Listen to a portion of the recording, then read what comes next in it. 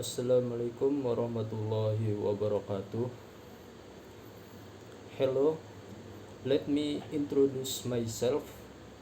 My name is Muhammad Yusuf, NPM 224110002, Management 22C. Here I will explain and present a video entitled Teknik Sampling, membuat keputusan yang tepat. Memahami berbagai metode sampling dan penggunaannya dalam pengambilan keputusan kritis adalah esensial dalam analisis data. Definisi sampling. 1. Pengambilan sampel. Mengumpulkan sebagian data sebagai representasi dari populasi yang lebih luas. 2. Pentingnya sampel. Mempermudah analisis dan meminimalkan biaya serta waktu yang dibutuhkan. Dan yang ketiga, mengurangi bias atau bias.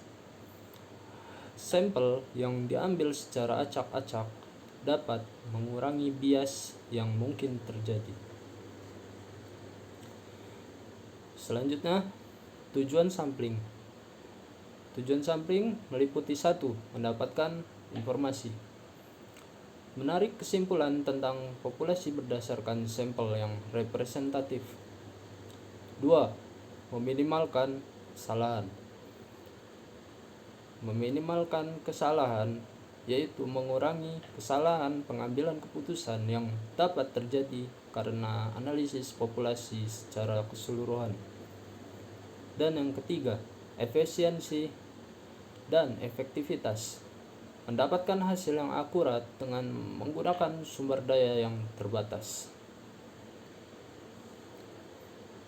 Metode sampling acak. Seperti gambar yang pertama, yaitu simple random sampling. Pemilihan sampel secara acak dari populasi.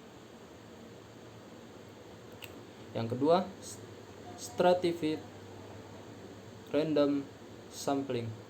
Populasi dibagi menjadi kelompok homogen dan sampel. Diambil secara acak dari setiap kelompok. Dan yang ketiga, cluster sampling. Populasi dibagi menjadi kelompok dan beberapa kelompok dipilih secara acak untuk dijadikan sampel. Selanjutnya, di sini ada metode sampling tidak acak. Yang pertama, convenience sampling. Mengambil sampel yang paling mudah dijangkau atau tersedia. Kedua, purposive sample atau purposive sampling, yaitu selektif dalam memilih sampel berdasarkan kriteria tertentu yang relevan dengan penelitian. Dan yang ketiga, snowball sampling, yaitu menggunakan partisipan awal untuk merekomendasikan partisipan lain dalam sampel. Keuntungan dan kerugian. Keuntungan dari sampel sendiri yaitu 1. Memperoleh sampel yang representatif. 2. Efisien dan hemat biaya. Dan yang ketiga, mengurangi kerumitan. Serta kerugiannya, tingkat ketidakpastian.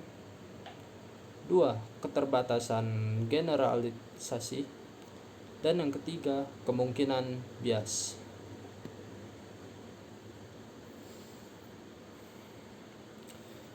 Contoh penggunaan metode sampling. Yang pertama, penelitian pasar. Menggunakan stratified random sampling untuk menganalisis preferensi pelanggan dalam segmen yang berbeda. 2. Jajak pendapat. Menggunakan sampel random sampling untuk mengumpulkan pendapat masyarakat secara acak tentang isu-isu aktual. Lalu yang ketiga, pengujian produk menggunakan cluster sampling untuk menguji produk pada kelompok konsumen yang berbeda. Kesimpulan dan rekomendasi dari materi ini: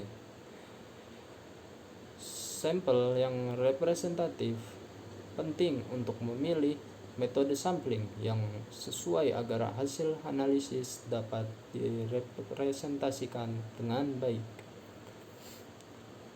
Lalu validitas dan akurasi. Periksa kesahihan dan akurasi data sampel untuk mendapatkan kesimpulan yang dapat diandalkan. Dan yang terakhir, perbandingan metode.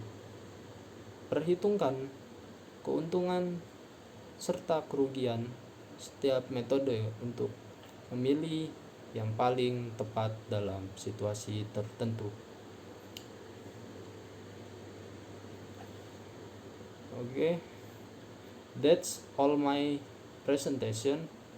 I'm more or less sorry to end it. Wabillahi taufiq wal hidayah. Wassalamualaikum warahmatullahi wabarakatuh.